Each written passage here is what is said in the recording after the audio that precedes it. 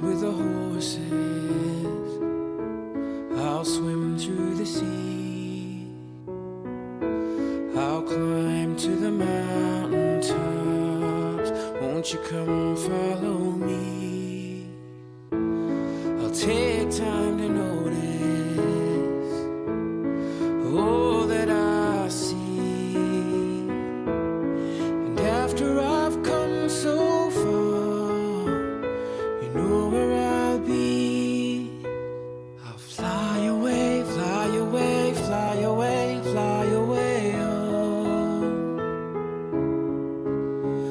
I'll fly away, fly away, fly away, fly away home.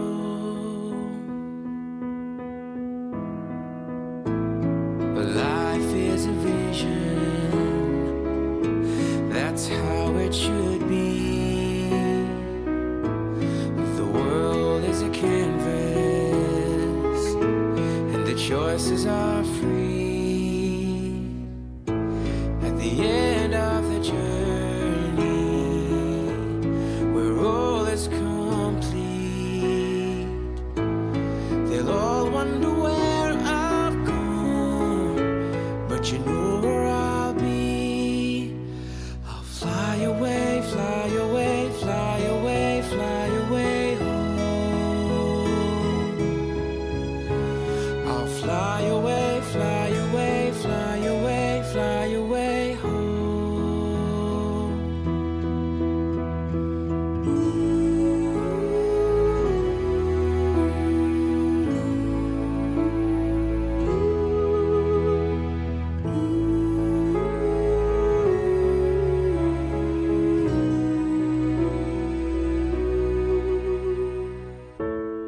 our dreams last forever. For all that we know, the roads come together, and that's where we'll go.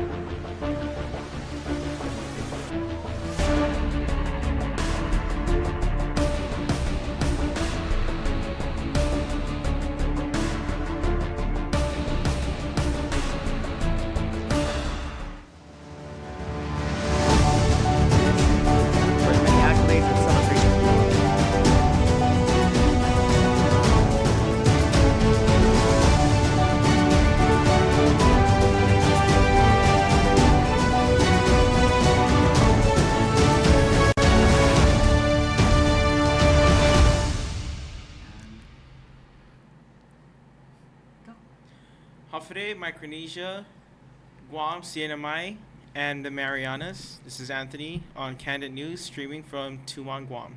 I'm Johnny Rosario. And I'm Troy Torres. It is Wednesday, December 4. I am now 4 days without smoking a cigarette, and I do not feel great about that whatsoever. I want to light up so bad, and I've been gaining weight.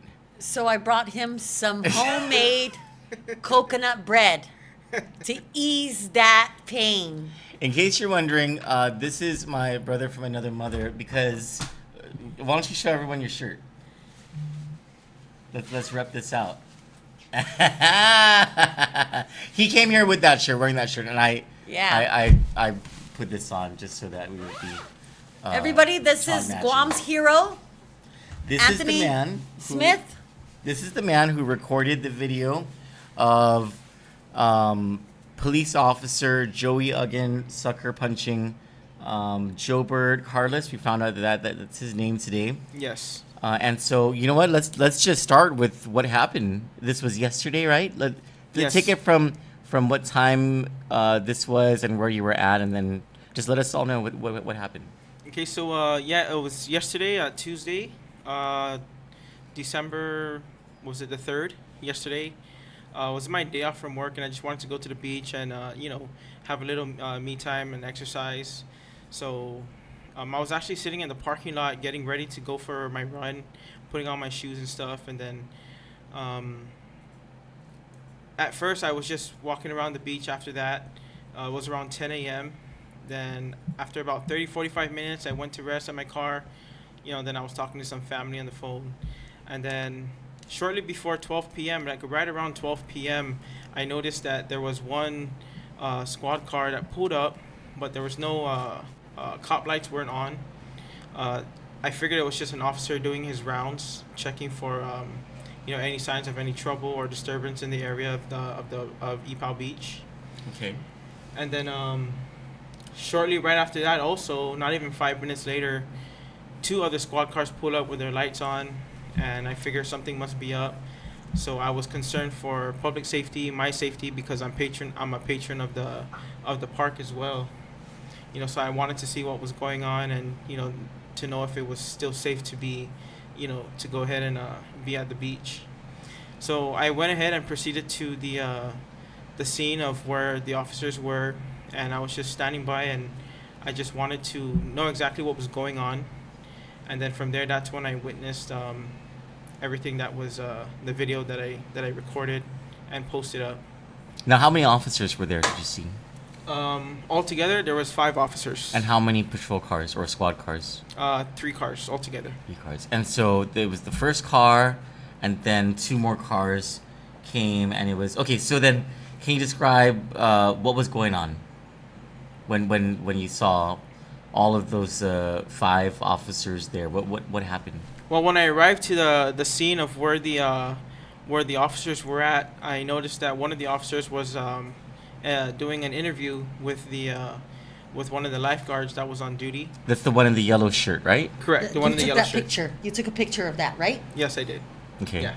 So as I arrived there, the officer Joey Uggan was doing an interview and asking some questions, and then he was taking notes on I guess of the incident, and then I was just standing by, just watching, and then shortly after that, the lifeguard walked away back to his post, and then I noticed that the guy that was arrested, he was already actually in the squad car before I actually got to the scene. Okay. So So he was sitting in. He was in the back seat of that car. Was he cuffed already? He was cuffed already. Okay. He was Okay. already cuffed, and then so he was already cuffed, and then as I was standing there, I just continued to observe to see what was going on, and then I noticed that the officers took him out of the car, and they started to walk him back towards the beach side. Okay. And then the lifeguard came back from his post and signaled the officers, I guess, to cancel or something. That's when the officers turned around, escorted the arrested guy back to the squad car. And this is the footage of that escorting him back that we're seeing now. Yes. Okay. Okay. Yeah. That's when you started to record. Yes, that's when Okay. I decided to, to record, because I was just, What kind made of, you just? What made you at that point think I should record this?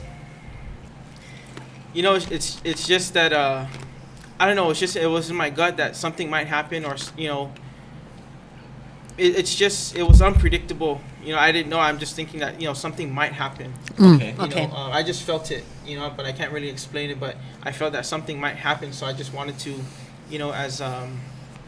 as someone who's vigilant and aware of his, always trying to be aware of what's going on in the public, because I care about public safety, not just my own, but for everybody else. That's Yes, you actually lead a Facebook page. Yes, right? I do. I lead the Guam Crime Watchers. Mm-hmm. Yeah, that's my group.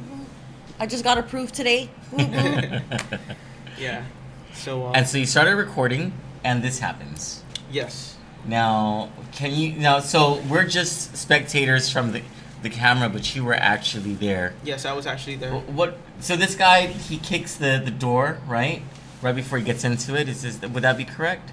What do you mean? Did he kick the door a little bit? Everyone's saying in the video you can see him, he's kicking the door a little bit in the seconds preceding this. Yeah, the seconds preceding this. Prim, can you play that one I sent you? The clip, the longer one? the seven. Yeah, we have another clip that actually shows that actually there. There, look. Can you play that again? I'm sorry. One more time. Look at him. Yeah, he does Yeah. kick it. He Yeah. kicks it, and then And then they open it up again for him, Right. and then he gets Then he punched. strikes. Yeah. Then he strikes him Yeah. in the gut. Now, was that an open-handed? no.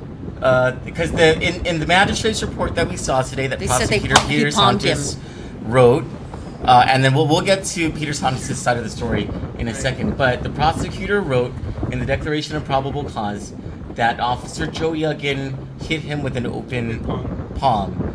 What did you see? I don't. From what I saw, it really looked like it was a fist. It looked like it was a closed fist from what I can see. And did you hear the I did the cuffed actually. man? I heard. I did hear the impact of the hit on the guy. About how far away were you? Less than 10 feet away. Okay. And did you hear the I heard the guy cuffed man? when the guy got hit. I heard him like he kind of like So yeah, he got the wind, like exactly. He got the wind knocked out of the him. wind. Yeah, kind of like the wind knocked out of him. And what were those other police officers doing when that happened? Did they react in any kind of way? No, not at all. Like there was nothing. Like they weren't concerned. I didn't. As I was watching, because right after I recorded, I was still standing there and observing to see if the other officers were going to, take any action against, again, hitting the guy, because this is what I think. I mean, it's just one guy. He already has cuffs behind and his hands behind his back. Mhm. So even if he was resisting, there's how many other officers there? 4 altogether, 5 of them altogether. I think a fifth one is coming. Yeah, back that's the there, other right? officer that was coming. So that maybe that was the only officer that didn't actually see what happened. Right. But the rest of them saw it, right? But the other officers that are there, if Officer Uggan really needed assistance to put the guy in the car, They would have all jumped towards the guy. Yeah. You know what I mean? Yeah. that's what I'm thinking. Why didn't the other officers step in and maybe push down on his head to guide him into the car? Like what you would normally see in a. Right. Now there are some people who are. I have to ask you, Anthony, this because some people are asking. You saw this officer up close to you, 10 feet away. Is Officer Uggan a male or a female?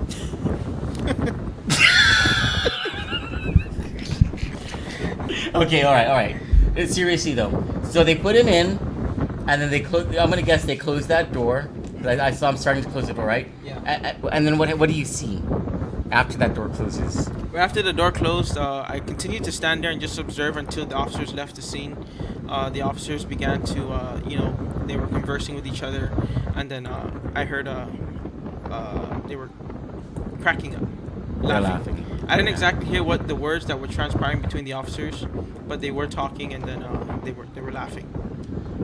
How many other people were around as spectators or witnesses? There were like 4 or 5. I'm sorry, there was about 5 or 6 other people at the main pavilion. Okay. That were there. But that was further behind me. But they were just standing there watching. And then there was other tourists that were along the beach side right nearby. Do you think that Officer Uggan saw you holding your phone up? Probably. I mean, I'm pretty sure the other officer there in the glasses standing by the tree saw me because he was making eye contact with me. Okay. All right. Well, I'm pretty sure they all saw me. They all saw me standing there, but I'm not intimidated. well, thank goodness. Yeah. Thank goodness. I think Jim Atkins. You know about Jim Atkins? I just told him tonight. Okay. Yeah. I think Yeah. he would be very, very proud of you. Yeah. And his wife Rose Atkins. Mhm. I think if they're watching, they'd be very, very proud of you. Thanks to their pioneering. Thanks to Jim Atkins' Right. pioneering work here on Guam. Mhm. It is completely legal, and the police department knows and understands it is completely legal To for video. people to videotape crime scenes, Right. as long as you're not like Obstructing. Obstructing it. obstructing. Right. Yes. Right. Exactly. And I'm the type of person where that's I look up to public accountability, especially to our men and women in blue, because I look up to them to protecting me, protecting the community, protecting the home, where we live, and it's sad. It's really sad and a shame to see that a lot of this is being actually abused. Men and in the uniform. You mean women? Abusing Uniform. men, women, whatever, in uniform, abusing that. Joey Abusing the Uggan's a power. drag queen in uniform. I think that's well. Okay, I'm glad you guys are raising this point, because what I want to ask you is that there was all this speculation on social media. The criticism of, it's you guys are criticizing cops, but they're there for you. What if this guy was a rapist? What if he was just really resisting arrest and all this stuff, right? So as it turns out, this guy was annoying a lot of people. He was, according to the magistrate's report, the declaration of probable cause, the reason he was arrested is because that lifeguard had to subdue him a couple of times or something. Right. He was calling patrons Harassing out people, yeah. to fight. It looked like he had already been in an altercation. Right. Right, and- because they said he had like sand and stuff, debris all over his Yeah, body and stuff yeah. like that. So And he has a condition. There's something going on. He was calling for the Immaculate Conception and for Papa God and stuff like that, right? And regarding there's something going on there, and that's a whole other subject where GPD has the training to call other types of services and stuff like that to assist with people with that kind of condition. Yes. Yes. So that's a whole other angle that we'll probably take up tomorrow. But so this guy was a public nuisance, Yeah. according to the reports, according to the lifeguard and all that stuff, right? Do you still think? Do you think that gives Joey Huggin still the right to punch this guy? Absolutely not. I really believe that it was uncalled for. It was unprofessional. It's an embarrassment to the uniform, and it's like I mentioned earlier, if they needed to really, if the guy was really trying to resist, or really fight, why didn't the other officers step in and try to just, help again escort the mentally challenged or this guy that's already in cuffs into the cop car. Why actually have to revert to a strike? In the gut. Why have to revert to physical abuse? Now, what if he wasn't cuffed? If he wasn't cuffed, then That's a whole different. it's a whole different story because you don't know what could happen. Maybe he might end up, maybe the guy might end up trying to fight back. I don't know. It didn't really happen. But I can understand if he wasn't cuffed and he was trying to fight The back. great thing about this video, and I have to admit, we don't have to shoulda, coulda, woulda. It's right It's there. right there. Yeah. Yeah. Okay? But there are still people. It doesn't matter. I don't care. There are those people on social media I who are don't saying. give a two craps. But let's address them because Yeah. they're there, right? Yeah. We gotta address what they're saying because they're saying it. This is a great point.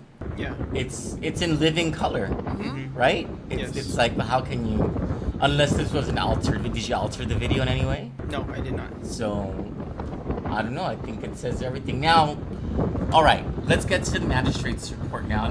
Can you do the story on the first story on Prosecutor? Yes. This is one of those nights where we get to have the three sides of the story, because we reported at first about the magistrate's report and the declaration of probable cause that came from Prosecutor Peter Santos, and then the prosecutor contacted us and wanted to give us his version, so we were able to publish that. So let's start first with the original story regarding the possibility of a cover-up on the part of the Attorney General's office. I don't have to. Do I have to read the long version? No, right? Yeah. How's my mic, Prim? Okay. Prosecutor Peter Santos wrote a declaration of probable cause against the man sucker punched by Guam police officer Joey Huggin that acknowledged the punch and excuses Huggins' brutality. The man, Jobert Boiser Carlos, suffers from a mental condition. He was arrested for disorderly conduct at Ipao Beach. Witnesses say he was calling random people to fight and had been involved in altercations and may have stolen someone's property while there. The police brutality incident is described by Mr. Santos in his declaration to the Superior Court as a technique conducted by police officer Joey Huggin to gain Mr. Carlos's compliance to enter the police vehicle after Mr. Carlos had kicked the door prior to entry. Here's the excerpt from the report. On the way back to the patrol car, Jobert Boiser Carlos started wailing away toward the beach and had to be physically directed back to the patrol car. And as they approached the patrol car, Jobert Boiser Carlos thrust himself backwards towards the officer and kicked the rear bumper of the patrol car. The officer then conducted an open palm strike to the abdomen of Jobert Carlos to gain compliance, after which Jobert Carlos was placed back into the patrol car. The video of the incident, however, clearly shows Mr. Carlos kicking the vehicle door, then the vehicle door being opened, the officers escorting Mr. Carlos a few steps toward the back seat, Mr. Carlos no longer resisting arrest, then Mr. Uggan striking Mr. Carlos in the gut. It should be noted that Mr. Santos is a former Guam police officer. So that story raised a lot of temperatures. Got a lot of comments on the Facebook that were not so flattering toward the Attorney General's office. The prosecutor, to his credit, we don't get this a lot. Like when we write stories, we have our opinions on it. We say what those opinions are, and when we try to get like a senator or the governor literally runs away from. The only time she ever runs is when Kandit has a camera in front of her. And the Post. Oh, and the Post. That's right. Credit. And the Post. And the Post. And the Post. Yes, she runs from Nick Delgado as well. And that's her exercise. That's her biannual exercise. So these senators or these politicians, most of them do not ever provide us their side of the story, and we guarantee them that we will print in its entirety and speak in its entirety, read in its entirety, whatever they would send us. But this guy, Peter Santos, the prosecutor, he saw what we wrote and he was like, "Hey, I got my own version. All right, I want to tell you." No, it was because I tagged him. Everybody's commenting, so me being me, I say something. Peter, I tag him and then I say, do you have anything to say about this or something? In a very passing I'm kind sorry, of way. I did apologize to But him. it worked. Yes. It worked because Yes. he did have something to say. Yes, Right? he So did. why don't we go to that? Okay. And this is, I've seen the news. I've been involved in the whole political PR thing. Very seldom does a prosecutor speak about a case, and especially to the lengths that Peter Santos is now speaking about. Well, 2 cases. Is that one? Yeah.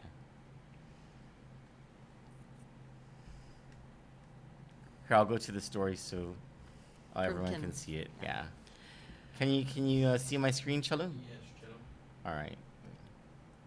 Go for it, Cello. Go ahead and capture Peter the screen. Santos, the prosecutor in the case involving Jobert Carlos, the man sucker punched by cop Joey Uggan in a viral video, told Candid News that his declaration of probable cause to charge Mr. Carlos was based solely on written reports by Mr. Uggan and the other police officers there. Mr. Santos confirmed that his statement to the magistrate court had to be based on what the officers wrote in their reports. Whether those officers lied is a matter that will be determined in the separate criminal investigation into the officers present when the police brutality occurred. Mr. Santos told Candid in a statement that it is not only Mr. Uggan who is a subject of criminal investigation into police brutality and corruption, other officers also are under investigation. And here, this story says the witness who recorded well, that's Anthony Smith, yes. who made his debut tonight on Candid after this story was written. Here, this is his comment in its Yes. entirety, right? You want me to read that? In response to the headline, prosecutor tries to cover up police brutality. Quote, I understand the way the declaration was written would lead everyone to feel like the story was being twisted in favor of the police officer.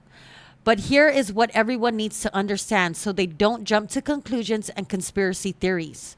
The declaration was related to the charges filed against defendant Carlos based on the police reports provided to me. The part regarding the palm strike was copied word for word from the officer's police report. I have a duty to charge Carlos based on the information provided to me. The video was not submitted as evidence, so it is not used or considered when drafting the complaint.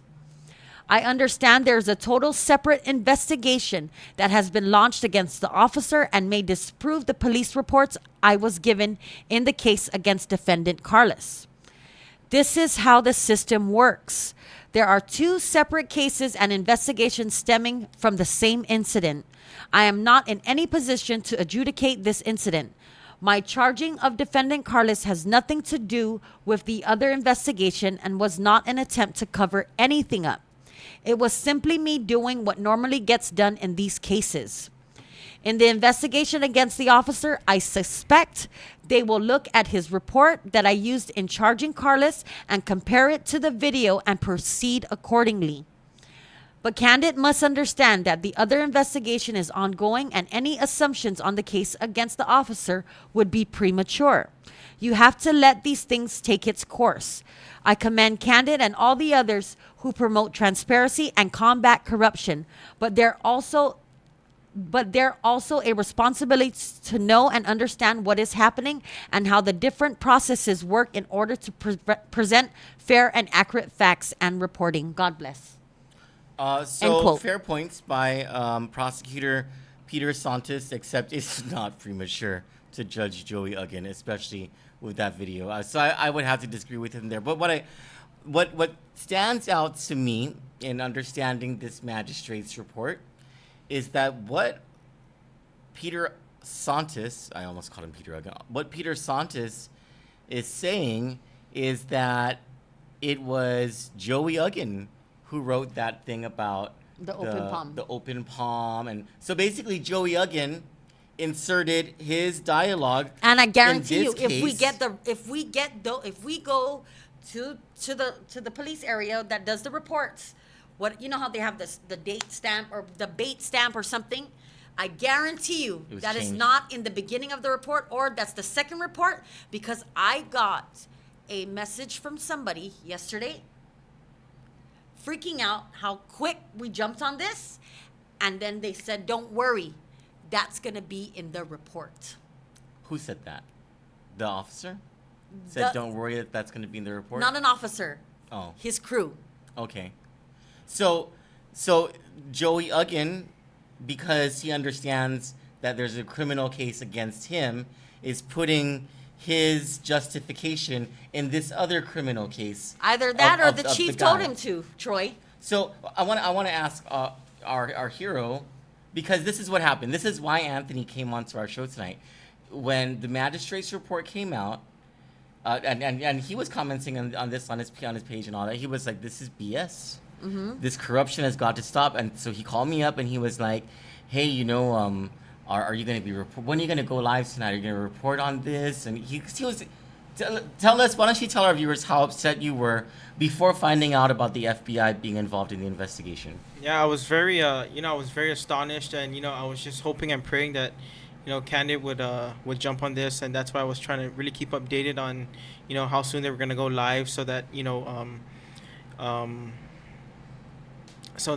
I can see if there what results were going to what the results were going to be in regards to this incident, because I'm a very concerned citizen of Guam. But when you read the magistrate's report, Mm-hmm. how did it make you feel? The cop's version of what happened. Well, compared to from my observation, from what I saw with my own two eyes, I know what I saw, and it wasn't an open palm.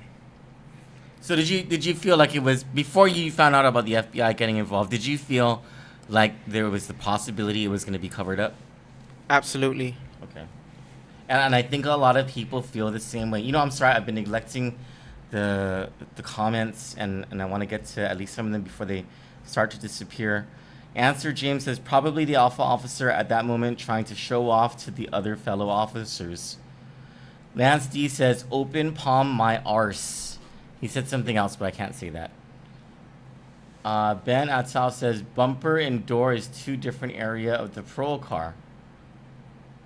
Titania and John Cruz now to say, peeps, be safe for the holidays, even when GPD is around, take proper precaution. Well, I want to say that I know a lot of police officers who are good police officers who would never do what Joey Uggan not just did on that day, but is known to do on a daily basis to people who he arrests, to subjects of his investigations. Right. And it upsets me to no end that it took a viral video to take this guy down, because we've been telling the Guam Police Department about this idiot and others like him who used to be in the Mandania Drug Task Force. Why did it take a viral video seen by 45,000 people to spring the Attorney General and the Guam Police Department into action.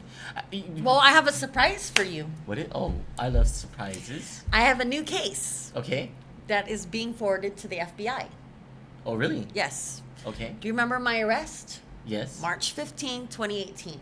Yes. Do you remember the people involved in my arrest? Dania. No. Not them. Oh. It was me, Josh, and Mika. Mika. And there was one more who jumped out the balcony. Was just recently magistrated. Listen. Yes. That magistrate is charging him for that March 15 Yes. case. What the cops don't put there is that Ricky ran out. Ricky Kiddig was what you were talking Ricky about, right? Kiddig ran out the back door, jumped over the balcony, and they beat the crap out of him. Okay. The ambulance took him. So there's a medical record. There's a medical record. And Wow. they didn't report that part, that they beat him up and put him in the ambulance. And that's being forwarded to the FBI? Yes. So there's and that's how we're gonna get all of them. Bad Gene boys, Egros, bad boys. Chris What you gonna Champion, do? all of them. What you gonna do when the FBI takes your ass to jail at the federal penitentiary at Victorville? So I knew you were gonna be happy about that. Not what happened to Ricky, but that was left out of the reports. That when he jumped over the balcony, they got him and they beat the crap out of him. Good. And then I they mean, put not him- that they beat him, but They put him in the ambulance. They didn't even, if he was supposed to be arrested that day, they would have followed him in the ambulance and had an officer wait there until they cleared him at the hospital. No, they put him in the ambulance alone. do we know what officers are beating? Yeah. The Those officers two? that were, Those two? yeah, We have a recording from that day. we do. I have it on my phone. So No. Anthony, what happened? I'm excited. What happened? Because actually, Anthony was here when news about the FBI came through from Sergeant Paul Tapal. Yeah. Well, let's. Did you read the full story, Troy? Did you read? Or I know you wrote it. Which one? The FBI, FBI one, right? Yeah. Okay. In the beginning, it says that the FBI contacted the chief, and then Paul Tapal's statement says that the chief contacted the FBI. Where's this? Let's see. Oh, I just opened the wrong one. Oh no, this is the right one, right? Okay, read it first, and then if you catch it. So this is what this is the statement from police spokesman Sergeant Paul Tapal. It's titled FBI and Guam AG to investigate viral video incident. Earlier today, the Federal Bureau of Investigation has reached out to Chief Stephen Ignacio in reference to the viral video, and Chief Ignacio will be submitting a letter formally requesting a civil rights violation investigation be conducted. I'm going to throw everything on this table across the freaking room. Why? When I think about, is this the only civil rights violation investigation that the Guam Police Department is going to ask the FBI for? I put in my complaint Yeah. since chief. It's a 24-page freaking letter. Since chief, the last chief? J.I. Cruz. Cruz. Yeah. I have my civil rights violation complaint. We are not the only ones. And only now? Because 45,000 people saw a viral video? You people are ridiculous. You government people, you the leaders in the police department, you're full of it. You're completely full of it. Let's continue. This is in line and in compliance with the administration's senior staff briefing of the civil rights violation and the color of law, which was facilitated by the FBI and the U.S. Attorney's Office. No, let's be clear about this. This is in line with political purposes and with the administration being embarrassed by what happened with this viral video. This has nothing to do with the training that you all received on ethics or whatever BS that you want to sell to the people of Guam. This entire paragraph right here is a lie. To remain transparent and maintain the integrity of this investigation, Chief Ignacio has reached out to the Office of the Attorney General of Guam. Through discussions with Attorney General Leven T. Camacho, the criminal investigation in this matter will be led by the Office of the Attorney General of Guam. The Guam Police Department will work closely with the Office of the Attorney General of Guam in bringing closure to this case. Chief Ignacio states, quote, To reassure the public's trust and respect with this investigation, I have reached out to the FBI and Office of the Attorney General of Guam, unquote. He further states, quote, I assure the public that the Guam Police Department will remain transparent as this investigation moves forward. What we want to know, Chief Ignacio, is whether you've placed Joey Uggan on administrative leave pending the outcome of this investigation. And what about the 4 other cops? Would you happen to know the identities of the 4 other It's in the police officers magistrates. there? It's in the magistrates. All of their names are there? I didn't There even know should be whoever wrote reports. They don't always put that, but I don't know. Maybe Peter Santos does have a habit of putting that, but this is, I just cannot help but. But no, this statement. I have reached out to the FBI. Where in the beginning they said that the FBI reached out to him, right? Yes. So I guess they said he'll be submitting a formal letter. Maybe it means he submitted the formal letter. I don't know. Maybe they just put this together so quickly to respond to the heat, right? That they didn't even know what they were saying. Yeah, but we knew they were getting involved. Never mind. Yeah. So. The prosecutor's watching. Mr. Santos? Mm-hmm. See, we And put out your we're side of up the story. 360 something. Oh, cool. Thanks, everyone. So, I don't have any faith that the Guam Hi, Police Mama, I Department, love you. the Guam Police Department is being sincere about. Oh, your mom's watching? Not that mom. Oh, okay, cool. Hi. So. Say hi. Hi. So, I don't know. What do you think, Anthony? You're our hero. You're the one. The reason this is all happening as it should happen is because of the video that you took. So, how does all of this make you feel? You know, I just did what, you know, any person in their right state of mind who has nothing but good intentions, you know, for the community, and you know, for those who look up to, you know, our you know, our people that are in uniform. And you know, it just came to my attention. I said, you know, maybe I should just record this in case, you know, an incident happens, because you know, things happen unpredictably, and I just wanted to make sure that if something was to happen, you know, that there would be, you know, there would be proof. And it's, you know, more of a concern for public safety and you know, awareness, you know. And you said, and this is true. I've seen many of your posts, your respect for law enforcement. So, would you say that this has something to do with maybe trimming the bad apples from the bunch, so that the rest of them aren't tainted by this bad reputation? Right. I mean, you know, the reputation. You know, it takes one bad apple to, you know, to spoil the reputation for a lot. But you know, I really believe that there are, you know, the other police officers out there that do actually take their, you know, job seriously, and you know, that they do stand by what they pledge for, you know. Ben Atal says, "Thanks, Anthony. Keep up the good work." Thank you. How do you feel about the FBI being involved now? Oh, I think that, you know, this is it's really it's gone with the FBI. It's serious. So there's no screwing around here. Daddy's coming home and people are going to get spanked.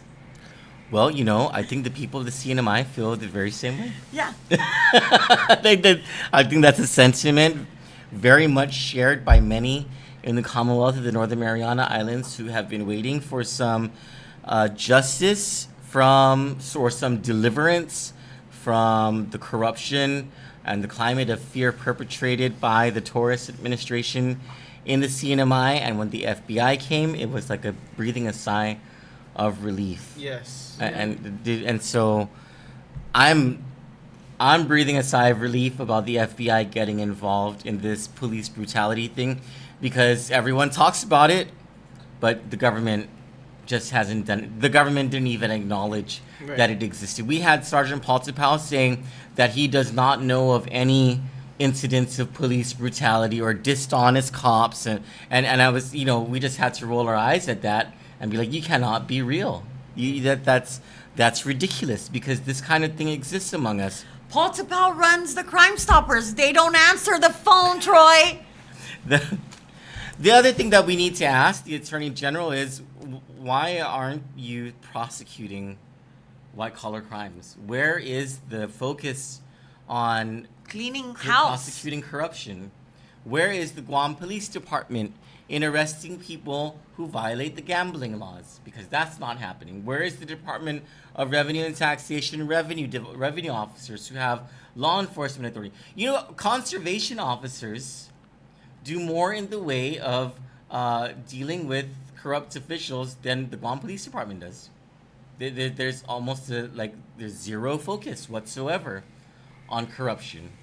And Anthony, I swear to God, I'm going to keep calling you a hero because you are the only reason that something is being done about this injustice, about brutality and police corruption. The only reason. And now the FBI is involved. So thank you. I just want to let our viewers know, if you have any videos of police corruption, if you have a story, please contact Kandit so we can forward it to the right authorities. Yeah. We would give you the numbers to like the AG's office or the No, not those GTD, authorities. but like it's like, you know. Didn't you hear me? It might. It goes on deaf ears. You'll get mad at us because you'll call us and you'll be like, I reported that 3 weeks ago, and they And you gave me guys a aren't doing number." anything about it. Yeah. So, and that's why I said I'll pass it over to the right authorities. Right. So we have part 2 of our series. When is it enough? You have to do that. It's about corruption between, corruption within the CNMI and Guam. Johnny did the CNMI portion a couple of days ago, and now I'm going to do the Guam portion, and this is what it reads. Right now, there is at least one criminal with a gun who shoots people along Route 15 randomly, but the traffic along the back road to Anderson has been lighter the past 2 weeks. There's a child rapist on the loose, too, at least one. Then there's the Manumku beater, and we can't forget the dog killer either. Meanwhile, the Department of Corrections rallied to get rid of leadership that Governor Leon Guerrero refused to recognize as part of the problem, and the Guam National Guard seems to be taking steps toward its own mutiny. The governor, in her 2019 State of the Island speech, said a woman went up to her and said she'd never felt so safe. I think her speechwriter accidentally edited out the first part of that sentence, which should have began, "I had a dream." In the absence of transparency and data from the Guam Police Department, including mandated publication of its internal affairs reports, we are left only to surmise that violent crime has surged this year based on the reports of violence against women, children, the elderly, and many more that have made it to the news. Then there's the Leon Guerrero administration's distinction of having won the record for most prison escapes in a single year, 4 to be exact. The administration is failing in every way to keep us safe, the primary function of government, and yet the governor globetrots with 2 highly paid police officers at a time.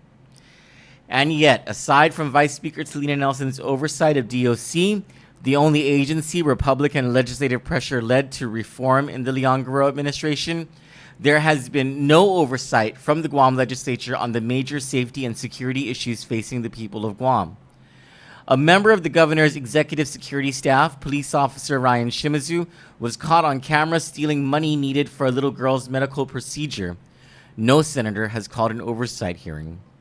Police officer Joey Uggan, a known bad cop and former member of the Mandania Drug Task Force, was caught on camera punching a cuffed man in the gut. No senator has called an oversight hearing. In fact, no one has said anything about the problem of police brutality. What are our leaders yakking about in their daily offering to the cacophony that is Gov Guam?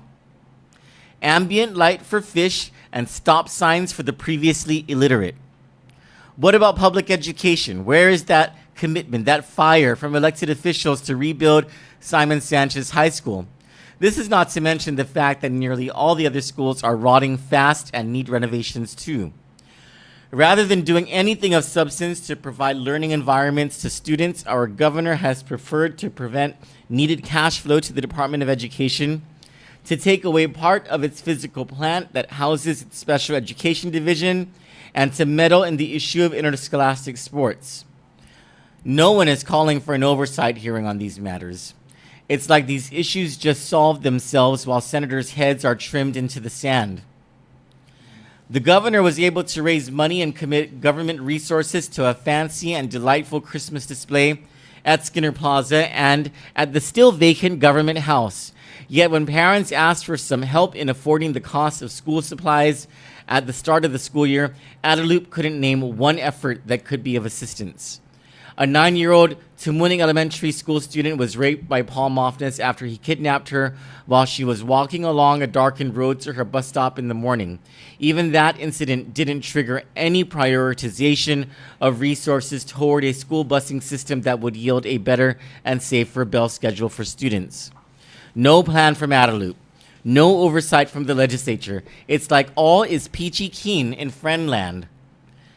Last year, then candidate Lou Leon Guerrero was showering us with campaign promises about universal health coverage and better care at Guam Memorial Hospital. It's because I'm a nurse, Ray. It's now a quarter of the way into her administration, and not one finger has been lifted toward universal coverage. As a matter of fact, health coverage has become more expensive and less accessible since she's been in office. Even the GovGuam health insurance provider, whom her administration facilitated in the contracting, costs us more money. The problems at GMH are so rampant that employees skipped the whole anonymous letter trend and went straight to publishing the hospital's dirty laundry in the newspapers. I mean, for goodness sake, the elevators that carry the gurneys from floor to floor hardly ever work. Lest we forget, the administration failed to prevent the first outbreak of dengue in half a century. The Department of Public Health and Social Services just informed residents that it won't be testing for the disease at its Dedado laboratory because of a fire that happened at its Mangilao central office. What? They're not even making any sense anymore. Yet the very venue to make sense of an often incomprehensible and malfunctioning government, an oversight hearing, is not being provided or even mulled by legislators except for two, Tidlina Nelson and Therese Terlahi. One other senator, Jim Moylan, who has no oversight authority because he's a member of the minority party, has been asking many questions of the administration to no avail. Mr. Moylan has been raising issues regarding the excessive tax burden on the everyday Guamanian, the need for more resources to GPD, quicker hiring at DOC, and to focus on priority matters for residents. The governor has ignored Mr. Moylan's pleas, even though he is a sitting senator.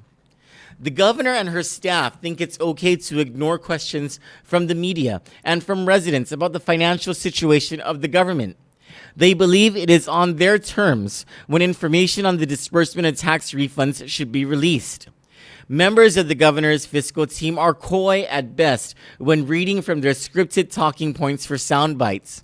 They reject requests for information or put up every obstacle they can to its disclosure. Miss Leon Guerrero literally has run away from both Kandit and the Guam Daily Post staff as she shielded public information from reaching the public as though she owns the information. Meanwhile, she and her staff refuse to answer very fundamental questions of conflicts of interest she has as she governs a treasury tied directly to the bank her family owns and operates. She refuses to answer questions of police brutality and corruption, acting like this very serious problem does not exist. Her agencies refuse to say anything about existing criminal complaints regarding the rape of a Mount Carmel student and an administrative investigation into police officer A.J. Balahaja stemming from allegations of child rape throughout his career in law enforcement. Her office still has not provided answers as to the vetting process that allowed the appointment of gambling lord Connie Joe Brennan Shinohara to be the Seaport's general manager, deputy general manager. They still have not explained the governor's about face on the issue of gambling since expressing her disapproval of Senator Nelson's anti-gambling legislation. The crimes being committed by the gambling industry have been reported to the proper agencies, and yet nothing, not even inspections, are being done. Payroll crimes involving the governor's office executives and that may also involve the governor herself have been revealed, and everyone in the political establishment is acting like everything is A-OK. No one in the government, not the Guam Police Department, the Attorney General's office, or the Guam legislature, is investigating corruption and white-collar crime. The silence is deafening. It's annoying, and it's so typical of GovGuam. So, I mean, I believe that it's a great article because I wrote it. But what are your thoughts? Not about the writing, but these issues that we're facing, the lack of any investigation into corruption. It's really sad. Um, I'm almost pretty much speechless. I've been hearing about the corruption in our government since I was a kid. Since I was like I believe it was since like I was middle school. There was nothing but corruption and a lot of stuff with tax refunds and how unreliable our system is. Yeah. There's a lot really being swept under the rug, and it's just really sad. It's almost like we can't really trust our own government. Yeah. I think we're getting screwed a lot. Well, The people. Talk more about. I want to hear more about that point about you feel like we the people are getting screwed a lot. I don't really want to go into detail. Okay. Well, Brandy Sanchez Hall says we're all doomed. Richard Leon says play red, play red, play red. Lori Sal says so sad. John Ray Tyson says the writing was phenomenal. I need a lisinopril. After that, what's the lisinopril? That's a pill, I'm guessing, right? Thanks, John Ray. Yeah, that's high blood pressure pills. Oh, high blood pressure pills. Richard Leon says, what happened to the barking Clint Rigel? ZZ, there's no fearsome political leaders. Lance D mentions the Bank of Guam. John Ray Tyson says, what? She's connected to Gov Guam's financial backer? How? John Ray says, you're raising my blood pressure. Ben Atal says, the people of Guam are being ignored. That's what you just said, right? Yeah. Something needed to be done. It seems like all the very critical and essential areas of the government of Guam is being swept under the rug. Claire Castro says, have mercy on us. Eileen Salosa says, we, Kandit News family, need to read between the lines on all the unrighteous ways. We need to be 3 steps ahead of all the corruption. Whatever is going on in the midst is already done. You'll see God's powers over all his people's lives. This is a good point. If you want to be ahead, be 3 steps ahead of the barbaries going on in the political class of our island. Can I have that squirrel? Everyone needs to go to Jeff's Pirates Cove. We'll be there on Sunday between 2 and 5 p.m. where Ken Leon Guerrero, Justice Advocate, is coordinating I don't know what to call it. It's not a rally. It's like An informational hearing. it's a get together Yes. to discuss corruption on this island. And Ken has a way of putting everything together, and he's a very good public speaker as well. Have you know about Ken, right? Leon Guerrero. Yeah. He's the one who puts together he's been doing this longer than we have, that's for sure. Mm-hmm. Are you going to be able to go on Sunday? It's December 8th. The Feast of the Immaculate Conception is being celebrated the next day on December 9th. Okay. I'm going. I'll have to check on my schedule because I'm actually scheduled to work that day. You might work that day? Okay. Yeah. Well, it's at Jeff's Pirates Cove in Agate Epan. Or If you're able to go. Yeah. Oh, that's right, Epan. Okay. Yeah. Okay. Right past the bridge. I don't know why I keep thinking Jeff Pirates Cove is that bar place near right before you enter the base. Oh, I know what you're talking one about. on the That's they have the best hamburgers yeah, I know for them. They were known for their burgers. there. They have the best hamburgers. Yeah. Well, do you guys remember the name of that place? That's not Josie's Tavern, right? No. No.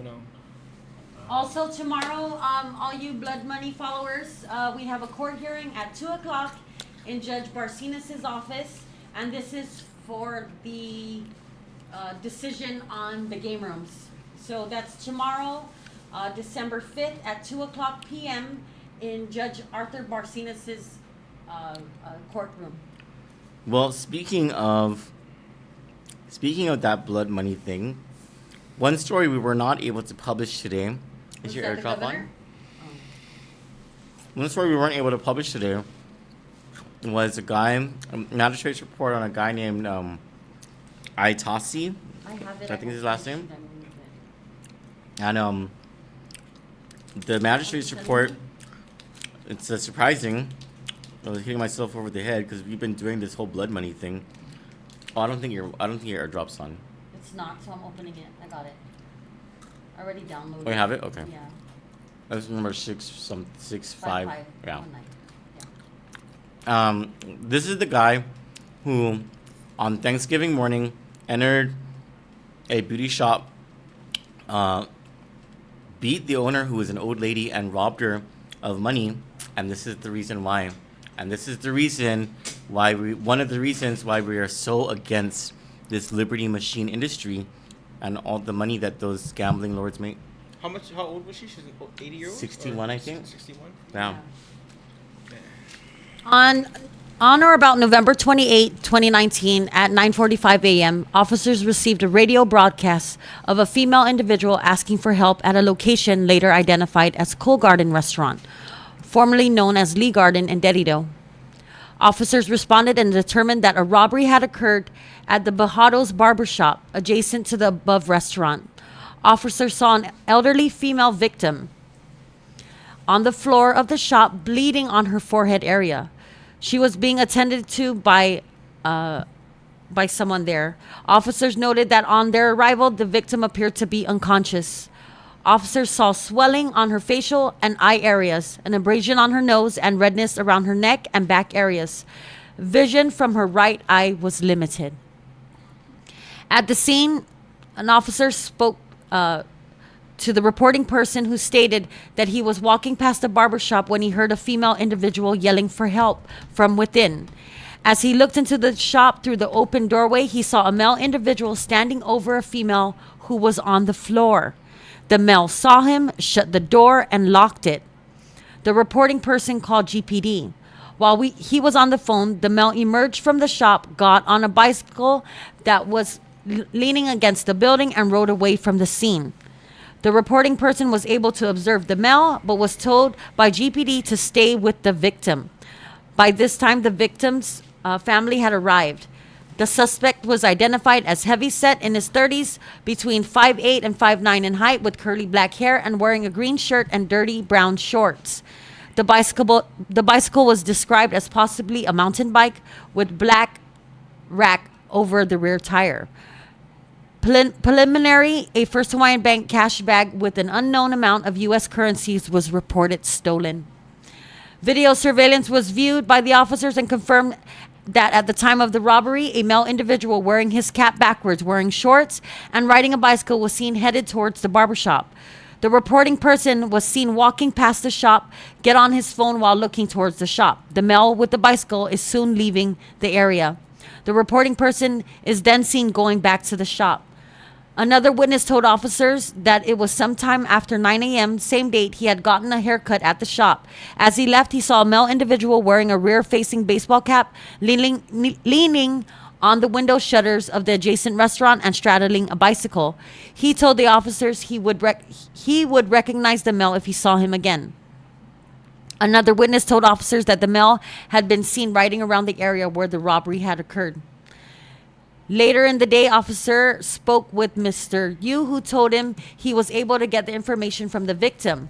She had told Mr. Yu that the money bag that had over $3,000 in U.S. currency was missing. Her wallet containing credit, debit, identification, and miscellaneous cards were also taken. A further review by officers of the victim revealed that she was familiar with the suspect. She had seen him in the area previously and has cut his hair before. That she was cleaning up after her last customer when the suspect came in. She offered to cut his hair, to which he responded that he was okay. She continued to sweep. While her back was towards the suspect, she was struck on the back of her head. While she was on the ground, she was dragged, punched, and stomped by the suspect. She lost consciousness. When she came to, the suspect was rummaging through the shop. She attempted to leave the shop and saw the reporting person through the open door, but was pulled by her hair by the suspect and then shut and locked the door. She was beaten again. The suspect took her hair clippers and wrapped the electric cord around her neck. The suspect hit her head against the barber's chair armrest. She lost consciousness again. She was awoken by knocking on the door. The suspect was gone. The suspect's pictures were circulating through witness interviews and other tips. He was identified as Frank Patrick Atossi. The victim and another witness identified the defendant as a suspect in a photo array. On December 3rd, detectives located the defendant and interviewed him. He admitted that on November 28 at 9 a.m. and 10 a.m., he rode his bicycle from his residence to a game room in Dedido. He lost money while playing the machines there. The defendant then rode his bicycle to the barber shop by Lee's Garden. He went inside the shop and saw the lady was by herself sweeping the floor. He told the officers, "I hit the lady 5 times with both hands."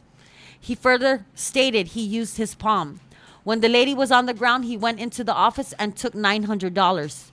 The defendant stated that he did not assist the lady and fled the scene. So, I mean, this is just the latest in violent crimes being committed because someone lost at the game room. Another series of crimes that starts with gambling. Oh, I'm such a bad freaking chamorro, man. I had one I didn't even offer any to anybody. I opened it up. He would have eaten it all. I would have eaten it all. I'm not a good chamorro, yo. What is this? I don't know. Chocolate? No, it's green tea. Nice. Yeah. Green tea Kit Kat. From our friends out there. From the bad chamorro posse, that would be me, the leader of it. I didn't even offer. I kept all this bread right here for me. So, It's okay, Chelo, you'll never look like a Oompa Loompa. Oh, thanks, Chalo. That's our next story, the Loompa Oompa of the CNMI. But before we get to that, let's just remind everyone that this Blood Money series we've been doing has been revealing not just this criminal enterprise, or this not a criminal enterprise, but this criminal activity that's born from the ills of gambling and how it breaks families apart and all that, but also crimes being committed by the people who profit from these game rooms. How we've reported these crimes to the Director of Revenue and Taxation so she could do something about it, to the Attorney General's office so that they can do something about it, and to the Guam Police Department so that they can do something about it. It doesn't help when the governor is partying on down to the XKB at their Christmas party the other night. I heard about that at the Guam Music Inc. Christmas party, right? Can you tell us more about that? She was invited and she went. Does this have something to do maybe with the $10,000 campaign donation she got from Probably. Guam Music Inc. recently that Adelup refuses to answer our questions about? That's her reasoning for not supporting Senator Talina Nelson's bill. Is because she went to the Christmas party. Our leaders are unbelievable. You know? Oh shoot, my computer died. I think. Oh, I'm sorry. Oh no. Oh, it's gonna die. It's at 1%. Oh shoot, it just died. I can read the Clyde story. The Oompa Loompa of Saipan. No, because you have to read the first class. You're reading the top story. Okay. Shall we take a short? Yeah. Real quick break. Man, I don't smoke cigarettes, but yeah, okay. Yeah, I think our viewers love the fact that you do not smoke because, Well, I don't like it. Here we go. well, get over it.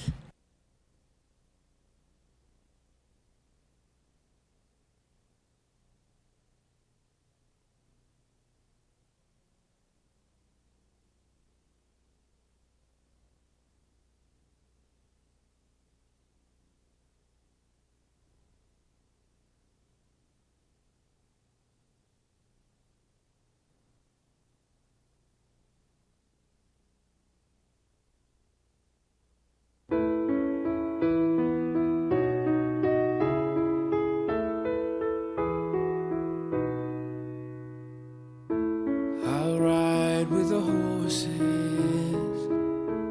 I'll swim through the sea, I'll climb to the mountain tops. Won't you come follow me? I'll take time to notice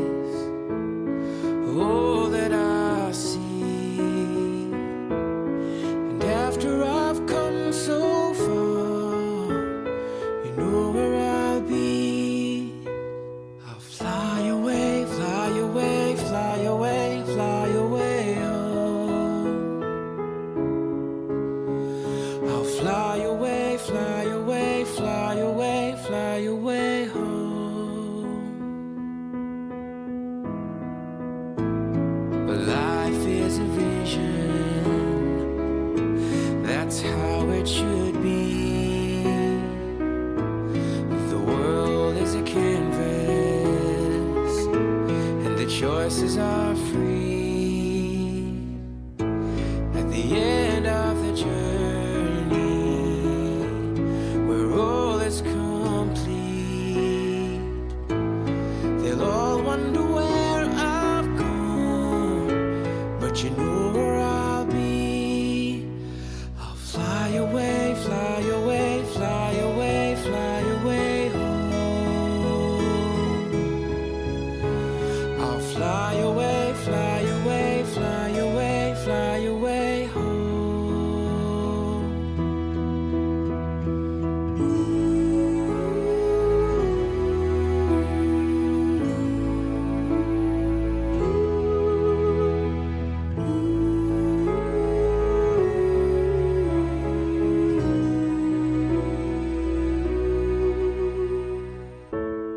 Our dreams last forever, for all that we know. The roads come together, and that's where we'll go.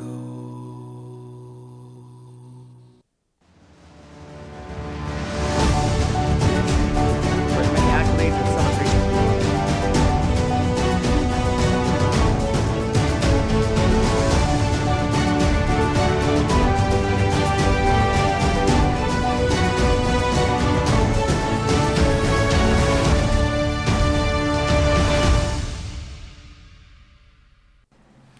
A federal judge wrote a scathing decision against Taurus administration lackey Clyde Narita Tuesday in the U.S. District Court of the Commonwealth of the Northern Mariana Islands. As Kandit reported this past weekend, Mr. Narita was sued in March this year by a construction company called AA Corporation. At the time, Mr. Narita was the commissioner of the Department of Fire and Emergency Management Services. He, along with his subordinate, DFES Fire Inspector Anthony Babalta, were sued by AA for depriving the company of civil rights through a series of arbitrary and capricious decisions. AA secured a contract with another private company to install fire sprinklers. AA would have been paid more than $410,000 by the terms of the contract had the work been done. The work could not be done, however, unless AA secured a permit from DFES. AA applied for the permit, but Mr. Babalta and Mr. Narita both decided to deny the application based on a so-called past installation of a faulty system claimed by the two defendants.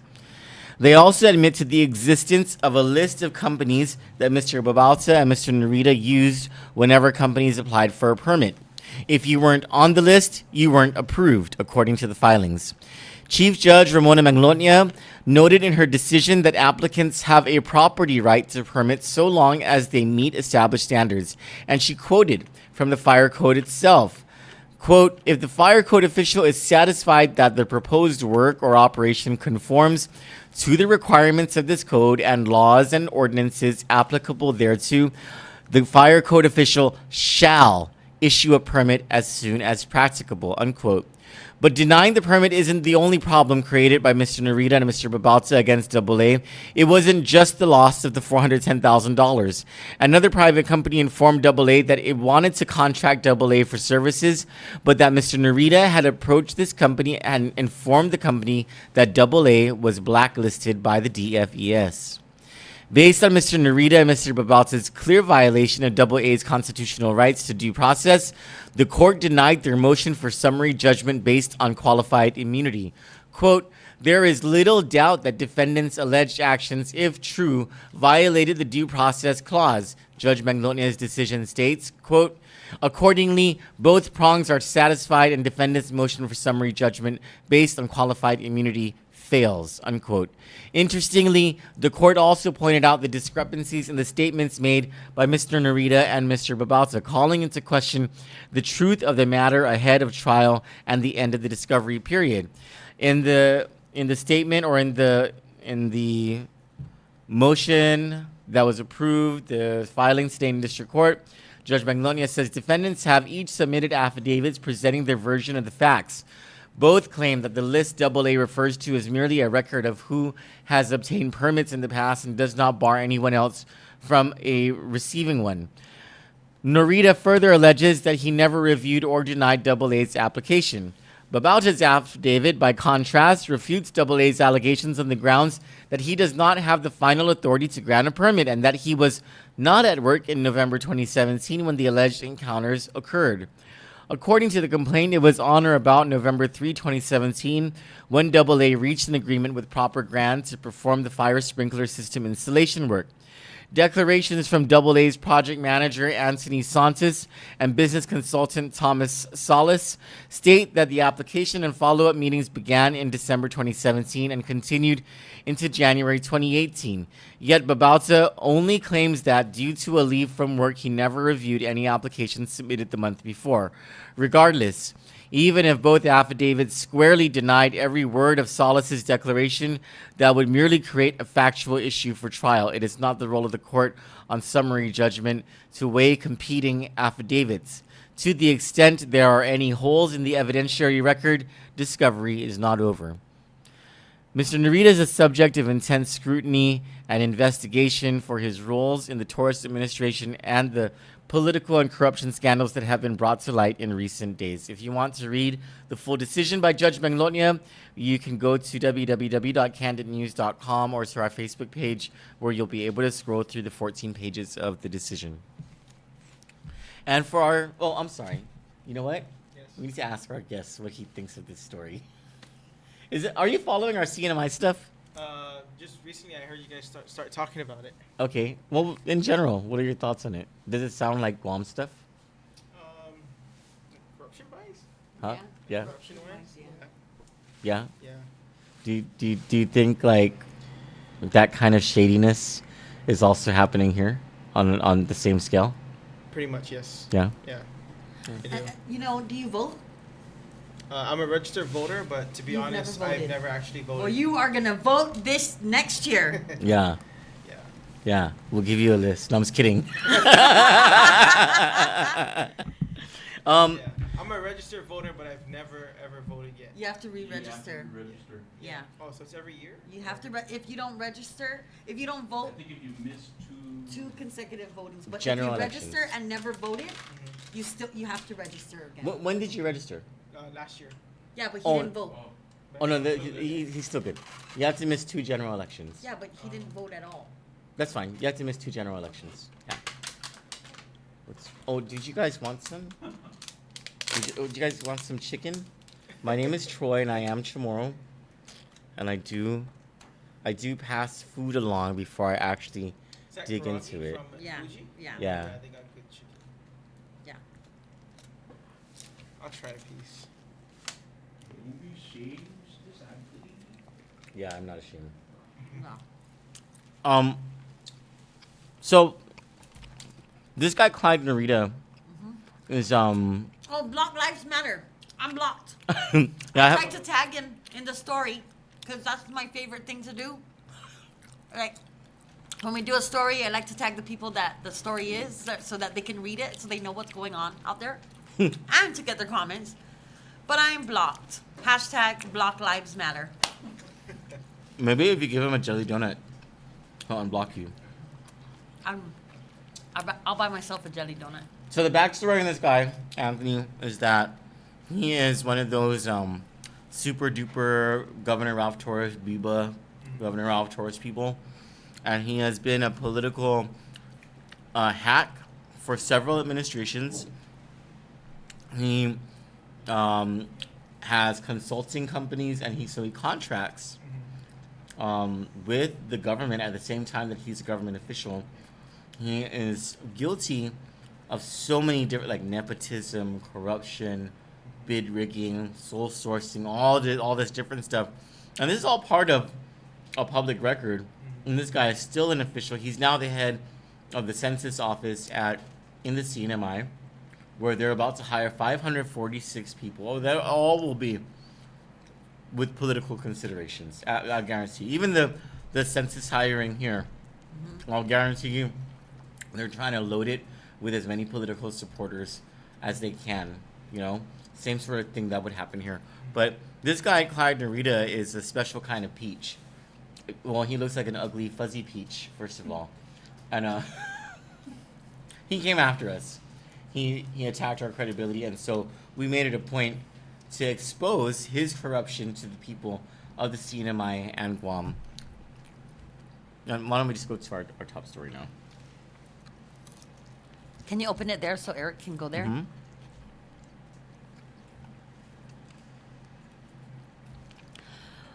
While many Commonwealth residents wait for their overdue tax refund, Governor Ralph and First Lady Diane Torres took a spring 2018 vacation to Alaska, first class, on the public dime.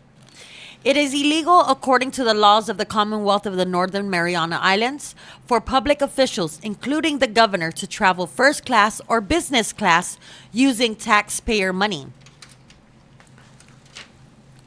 Subsection 7407F of Division 7 of Title I of the CNMI Government Code specifically prohibits premium airfare purchases. The Commonwealth government shall not purchase or furnish for or reimburse to any employee, contractor, board member, or other person required to travel on behalf of the government, its departments, divisions, agencies, and autonomous agencies, an airline ticket for travel in first class, business class, or any other premium class designation.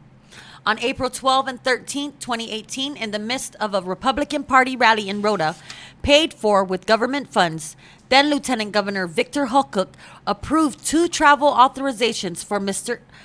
and Ms. Torres to travel to Alaska and Oregon. Mr. Holcook in the first TA approves $16,250 in airfare costs for the Torres couple via Century Travel. In the second TA, Mr. Holcook approves $700 in per diem allowance for the governor and $1,146.28 in hotel stays for the governor and the first lady throughout their vacation.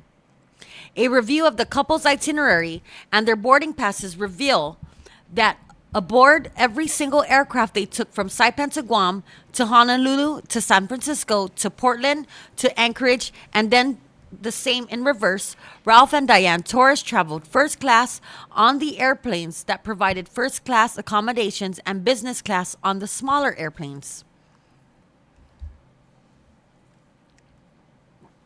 The governor and the first lady took 11 plane rides for the entire trip, each availing of illegal business and first class accommodations.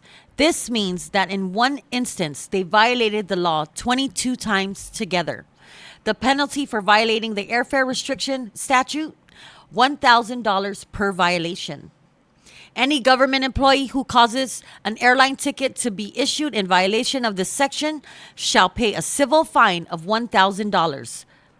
Subsection 7401F, Division 7 of Title I of the CNMI Government Code. On this trip alone, the first couple is liable for $22,000 in fines.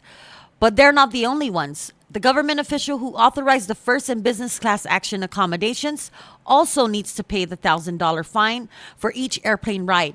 That means Senate President Victor Holcook, who was the lieutenant governor and authorizing signatory of these TAs, needs to pay the CNMI Treasury $22,000 for the 22 first and business class seats Mr. and Miss Torres took. What? Sorry, guys, I have a chicken in my hand and I want to eat it. The illegality of the luxury accommodation isn't the only matter under scrutiny with this particular travel authorization, though. In the governor's justification for the travel itself, he maintains that the purpose of the trip is, quote, to meet with Gary Kuwabara on resilient, sustainable island and other DOD matters, and also meet with Craig Campbell in Alaska regarding Alaska Aerospace MOA, end quote. The CNMI has no memorandum of agreement with Alaska Aerospace. In March 2018, prior to the Torres' vacation to Alaska and Oregon, Governor Torres and Alaska Aerospace began talking about the possibility of a rocket launch pad station to be built in Tinian. According to Alaska Aerospace 2018 annual report, 2 CNMI officials did meet with Alaska Aerospace in May during the time the governor's trip to Alaska, but not the governor nor his wife. The MOA never transpired. As for the meeting with Mr. Kuwabara, Kandit is suspicious of this entry. We have reached out to Mr. Kuwabara, who is the head of the Department of Defense Office of Economic Adjustment and the man who determines grant funding levels for the Marianas through the military, to confirm whether he indeed met with the governor in Oregon or Alaska. Mr. Kuwabara's office in Sacramento, California. Mr. and Mrs. Torres' itinerary and boarding passes show that the closest they traveled to Mr. Kuwabara's office was through the San Francisco International Airport, where they only spent a couple of hours at a time transiting between flights. Slide through the pictures below to review the entire travel record. And you can view this on www.kanditnews.com.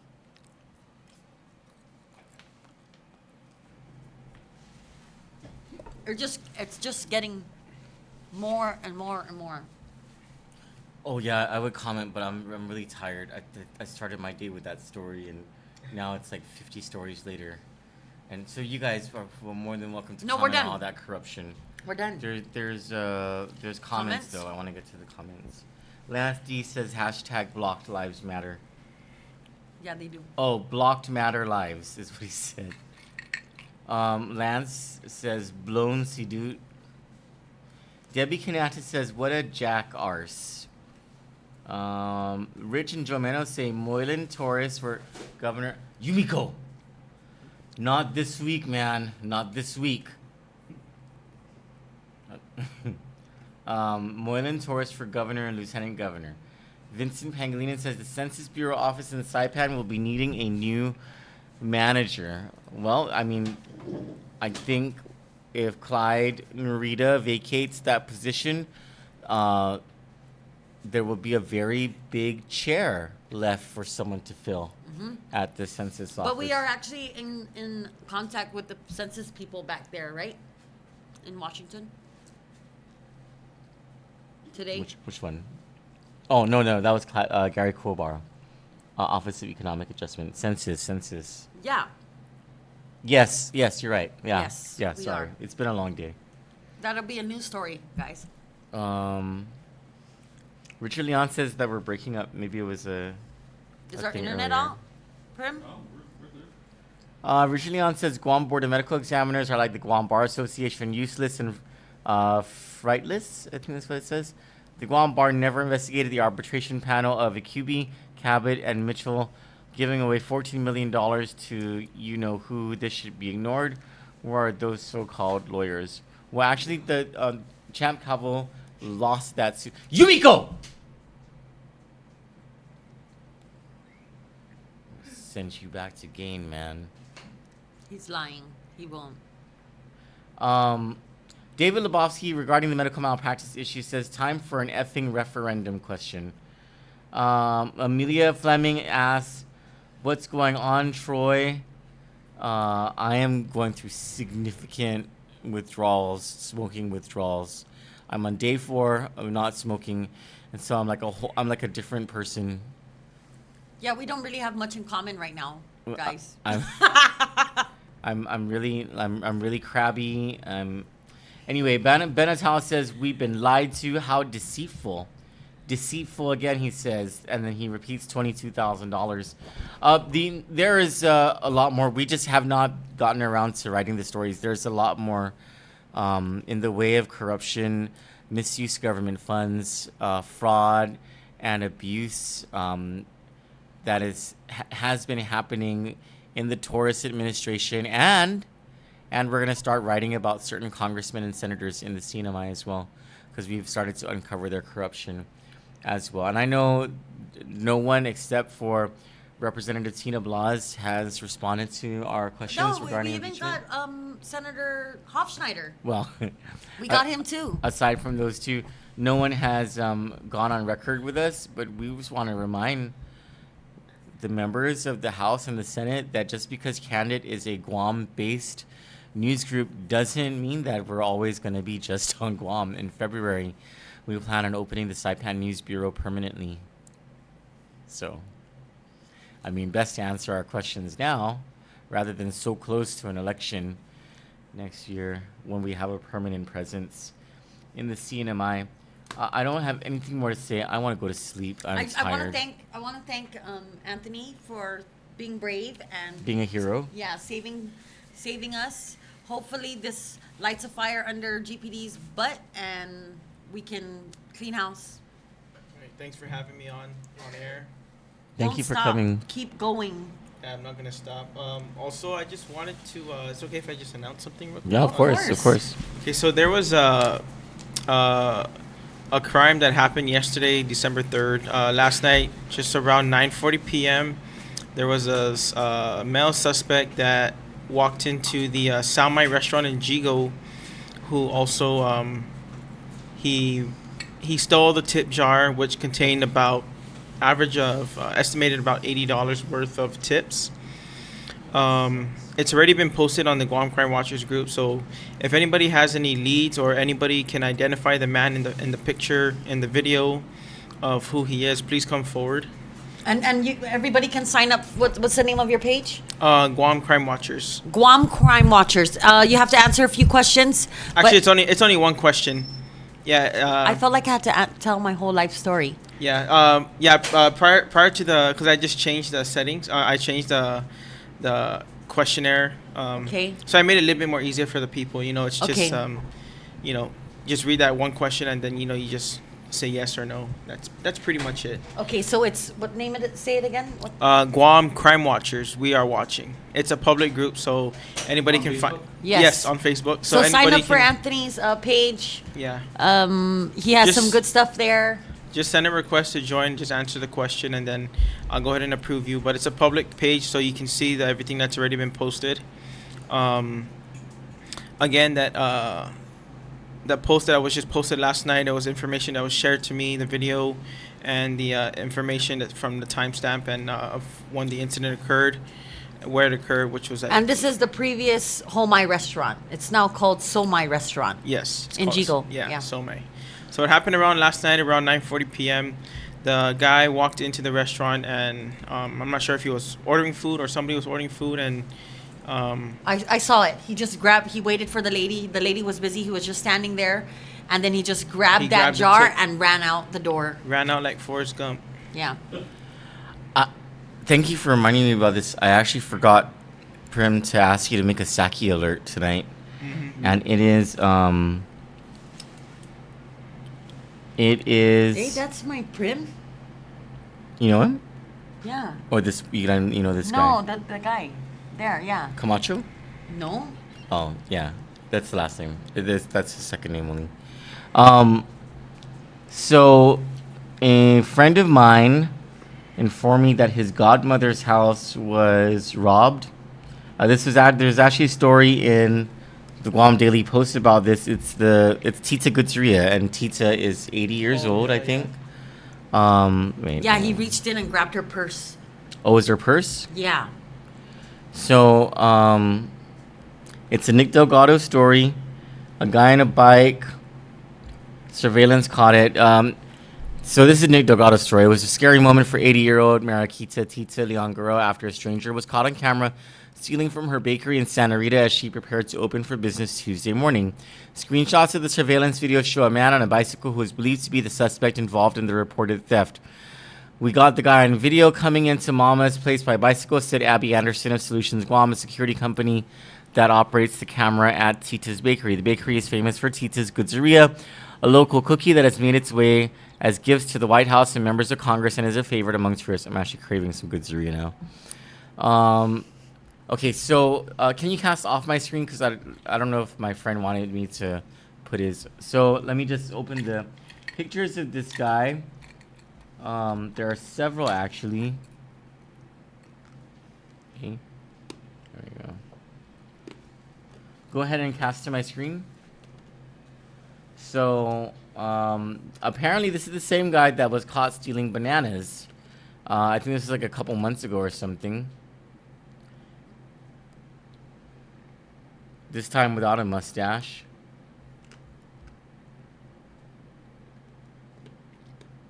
So there's more from the surveillance footage.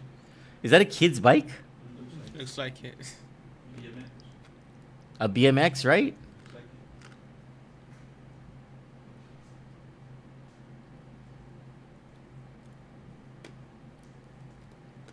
I don't know if it's the same guy. And I had this debate with my friend. I was asking, is it the same guy? And he's actually not all that sure. But I guess he wants to put this out there that maybe this is the same person because they kind of look alike. I think they just like they look chron-alike, like it's. It's Maybe their last name is Crontalon. it's not that they're the same person; it's that they both look chronic in the same way. But so it's definitely this person though, the one with The bicycle. the Run BMX. You know what? It's not cool to steal from an 80-year-old woman. That is. Oh, go ahead and cast off my screen so that I can, because I think there's more information that he had here. 1 second. But if anyone has information on this, please do let the police know. Wait, there's more here.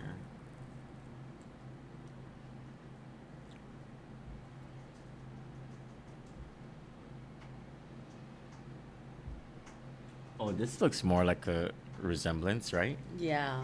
Do you think that's the same person? Yeah. Go ahead and cast to my screen.